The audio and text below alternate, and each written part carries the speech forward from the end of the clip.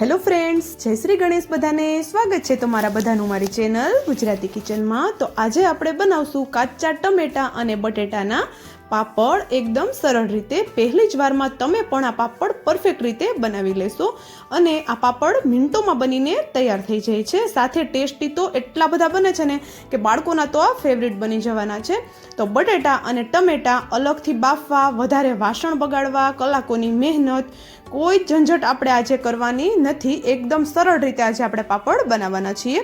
તો ચાલો બનાવવાનું શરૂ કરીએ. એ પહેલાં જો વિડીયો પૂરો જોયા પછી પસંદ આવે ને તો વિડીયોને એક લાઇક અને ચેનલને સબસ્ક્રાઈબ કરવાનું બિલકુલ નહીં ભૂલતા.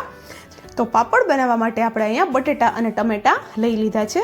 તો અહીંયા મેં મીડિયમ સાઇઝના 2 બટેટા લીધા છે. બટેટા કાચા જ છે અને 5 મેં ટમેટા લીધા છે. તમારે જેટલા પાપડ બનાવવા હોય એટલા તમારે અહીંયા બટેટા અને ટમેટા લઈ લેવાના છે. અને બટેટા અને ટમેટાનું પ્રમાણ તમે વધારે કે ઓછું કરી શકો છો. પણ આપણે અહીંયા ટમેટાના પાપડ બનાવીએ છીએ તો ટમેટાનું પ્રમાણ મેં થોડું વધારે રાખ્યું છે બટેટા કરતાં, પણ તમે બંને સરખું પણ રાખી શકો છો. તો જો બટેટાને સરસ એવા આપણે ધોઈ લીધા છે, સાફ કરી લીધા છે અને હવે આપણે એની ઉપરની છાલ હટાવી દેવાની છે. તો બંને બટેટાની હું એવી રીતે છાલ હટાવીને આવી રીતે પાણીમાં રાખું છું, જેથી કરીને બટેટા આપણા કાળા ન પડે. તો હવે આપણે શું કરશું કે બટેટાને આપણે એકદમ નાના નાના પીસીસમાં કટ કરી લેવાના છે. તો જો આવી રીતે રફ આપણે એને ચોપ કરી લેવાના છે. તો આવી રીતે હું બંને બટેટાને નાના ટુકડા કરીને કટ કરી લઉં છું. તો જો હું તમને બતાવું કે હું કેવડા ટુકડામાં આને કટ કરું છું. તો આ રીતે પાપડ બનાવવાથી કોઈ જાતની આપણે વધારે મહેનત નથી કરવી પડતી. અને તમે જોઈ શકો છો આપણે અહીંયા આવડા ટુકડા કરી લીધા છે. અને હવે આપણે આ બટેટાને 3 થી 4 પાણીથી સરસ એવા ધોઈ લીધા છે અને એનું બધું પાણી આપણે હટાવી દીધું છે. અને હવે આપણે ટમેટા એમાં ચોપ કરશું. તો જો આવી રીતે આપણે ટમેટાનો ઉપરનો ભાગ હટાવી લઈએ, જે બ્લેક ભાગ હોય છે, અને પછી આવી રીતે એકદમ બટેટા જેવડા આપણે ટુકડા કરી લેવાના છે ટમેટાના પણ. તો અહીંયા આપણે અલગથી બટેટા અને ટમેટાને બાફવા, એની છાલ કાઢવી, કોઈ જ પ્રોસેસ કરવાની ઝંઝટ નથી. બસ આપણે બટેટા અને ટમેટાને આવી રીતે કટ કરી લેવાના છે, સિમ્પલ એવું, અને પછી આપણે એને પીસવાના છે. તો બધા ટમેટાના મેં આ રીતે ટુકડા કરી લીધા છે. તો હવે આપણે એને પીસવાના છે. તો પીસવા માટે મેં અહીંયા મોટું મિક્સરનું જાર લઈ લીધું છે અને તેમાં હું આ બટેટા અને ટમેટાના ટુકડા એડ કરી દઉં છું. અહીંયા આપણે ટમેટા એડ કર્યા છે એટલે પીસતી વખતે આપણે અહીંયા જરા પણ પાણી યુઝ કરવાની જરૂર નહીં પડે, કારણ કે ટમેટામાંથી પાણી એટલું છૂટશે. તો હવે આપણે આને પીસી લેવાનું છે. અને કેટલું પીસવાનું છે કે એકદમ સરસ એવું ફાઇન એને આપણે પીસી લેવાનું છે. તો તમે જોઈ શકો છો આવી રીતે સરસ એવું એને ફાઇન એવું આપણે પીસી લીધું છે. તો જો એકદમ ફાઇન એવું આપણે એને પીસતું ને તો આપણે એને ગાળવાની બિલકુલ ઝંઝટ નહીં રહે.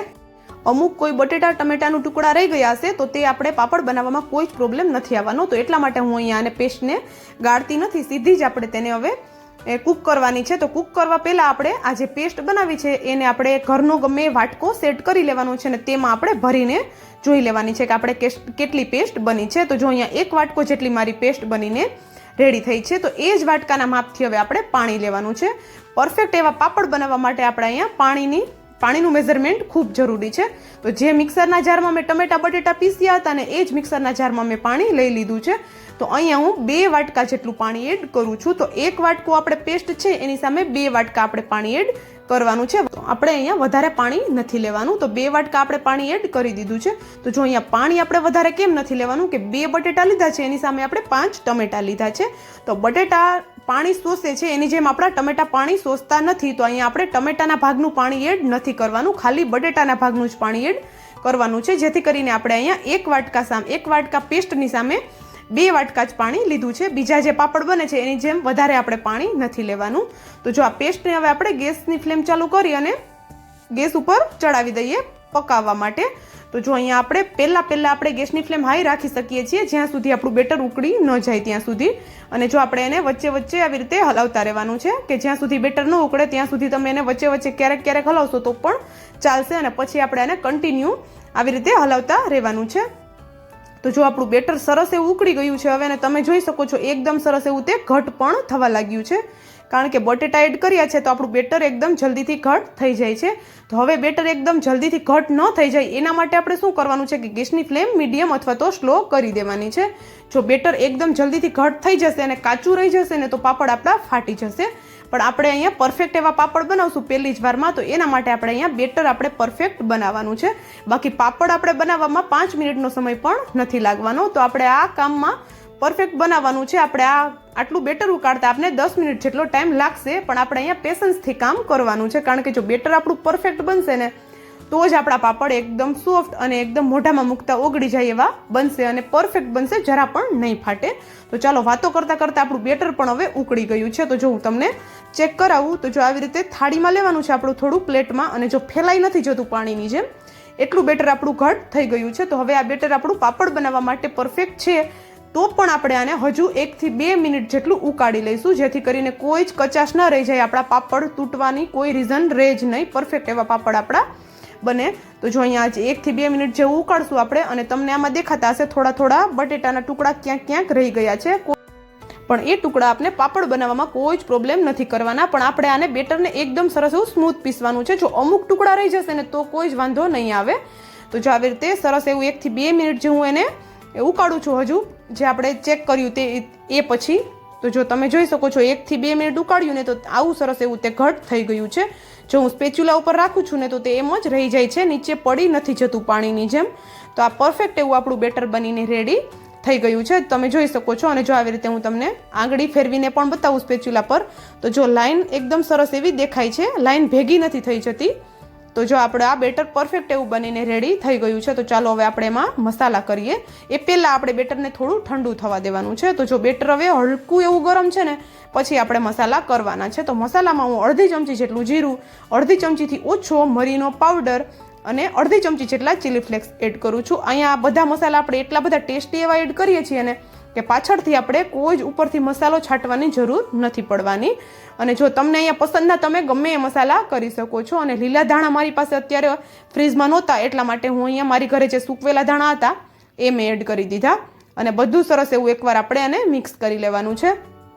અને હજુ આમાં 2 ચપટી જેટલા કાળા તલ એડ કરું છું. જો તમને પસંદ હોય તો તમારે એડ કરવાના છે, નહીંતર તમે સ્કીપ કરી શકો છો. અને આ બધા મસાલા આપણે બેટર એકદમ ગરમ હોય ને ત્યારે એડ નથી કરવાના, એકદમ હલકું ગરમ બેટર હોય ને ત્યારે એડ કરવાના છે. અને હવે જો આપણે ટમેટાના પાપડ બનાવીએ છીએ એટલે નેચરલ કલર આપણો એટલો સરસ નહીં આવે ટમેટાનો, તો એના માટે શું કરશું, આપણે અહીંયા થોડો ફૂડ કલર એડ કરી દઈશું, જેથી કરીને એકદમ સરસ એવા ટમેટાના પાપડ બનાવ્યા હોય એવા જ પાપડ આપણા દેખાય. પણ ટોટલી ઓપ્શનલ છે, માત્ર સરસ દેખાવા માટે જ આપણે અહીંયા કલર એડ કર્યો છે, બાકી ટેસ્ટમાં કોઈ જ ફરક નથી આવવાનો.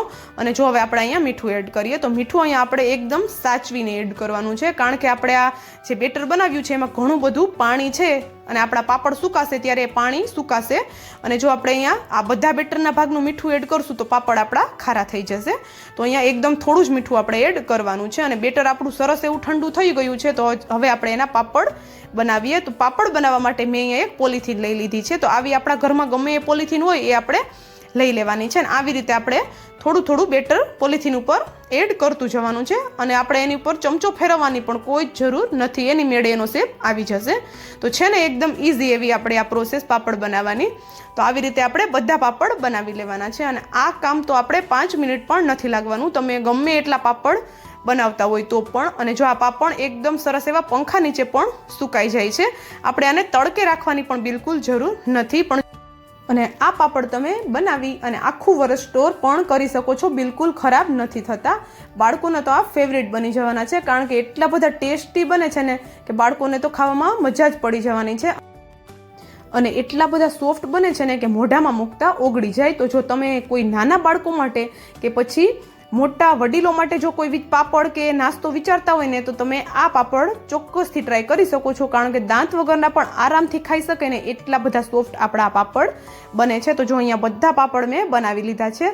અને જો હવે પાપડ સરસ એવા સુકાઈ પણ આપણા ગયા છે. તો જો તમે આને તડકા વગર પણ સુકાવી શકો છો, પણ જો તમે આને તમારી ઘરે તડકો આવતો હોય તો 10 મિનિટનો ખાલી તડકો આપી દેશો ને તો પણ આ પાપડ તમારે આખું વરસ બગડવાના નથી. અને જો ન આવતો હોય તો પણ તમે આને પંખા નીચે પણ આરામથી સુકાવી શકો છો. એકદમ સરસ એવા સુકાઈ જાય છે, કારણ કે એટલા બધા પાતળા બને છે. અને પાપડ બનાવતી વખતે આપણે એક વાતનું ખાસ ધ્યાન રાખવાનું છે કે પાપડ આપણે એકદમ પાતળા નથી કરી દેવાના, કારણ કે સુકાયા પછી આ પાપડ ઓલરેડી પાતળા જ બની જાય છે. તો જો અહીંયા એકદમ સરસ એવા પાતળા આપણા પાપડ બનીને રેડી થઈ ગયા છે. અને જોઈ શકો છો તમે કેટલા બધા મસ્ત એવા દેખાય છે આપણા પાપડ. તો જો હવે પાપડ બધા આપણે અહીંયા થાળીમાં લઈ લીધા, પાપડ સરસ એવા સુકાઈ ગયા છે. અને જો હું તમને બતાવી દઉં કે કેટલા બધા પરફેક્ટ એવા આપણા પાપડ બનીને રેડી થઈ ગયા છે.